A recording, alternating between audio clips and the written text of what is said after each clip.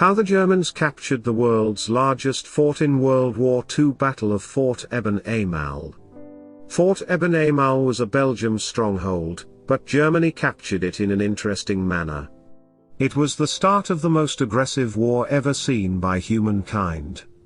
Germany started its offensive on a neutral neighbor Belgium, which faced a similar situation in World War I. The Belgian government had fortified its defenses to stop any such offensive from Germany. In theory, Belgium's forts were almost impregnable, and the German army can never capture them from the ground. But what about an attack from the sky? Could troops capture a fortress by falling from the sky? The German offensive. After World War I, the German economy was in shambles. The Treaty of Versailles put restrictions on the German armament program. Wall Street pumped vast sums of money into the German economy, but the Great Depression ended the American loans.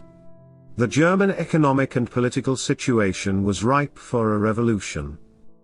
The National Socialist German Workers' Party, or Nazi Party, took over the government and started with the promise to make Germany great again. The Nazis' party began to remilitarize Germany and prepare for offensives against its neighbors. Belgium's blunder. First, Germany absorbed Austria and Czechoslovakia without war. However, the Nazi invasion of Poland forced Britain and France to declare war on Germany. The declaration was not followed by an attack on Germany. This act boosted Hitler's confidence. The Führer began to mass his armies on the German-Belgian border. Britain sent in expenditure force, and France too sent a portion of its military to strengthen Belgium's defenses. The Belgian government didn't allow the French and British troops to enter the county as it might provoke a German attack. The decision was a grave mistake as the combined Belgium, French and British armies outnumbered the German forces. The German army, Wehrmacht, started its offensive against Belgium on 10 May 1940. The reason for the offensive was that Belgium secretly supported Britain and harbored many of British spies. German propagandists even went one step further and accused the British and Belgians of plotting to kill Hitler. The German Wehrmacht's panzers rolled into Belgium and faced tough resistance.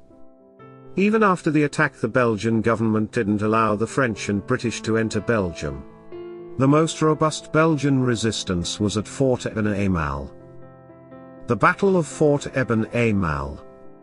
Fort Eben-Emael was a natural fortress with the Albert Canal forming a defense on one side. The fort's defenses could smash any enemy attack via ground with heavy artillery.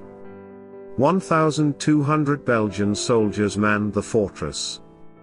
The German army knew the fort's importance and wanted to break its defense before the German 18th Division reaches the canal.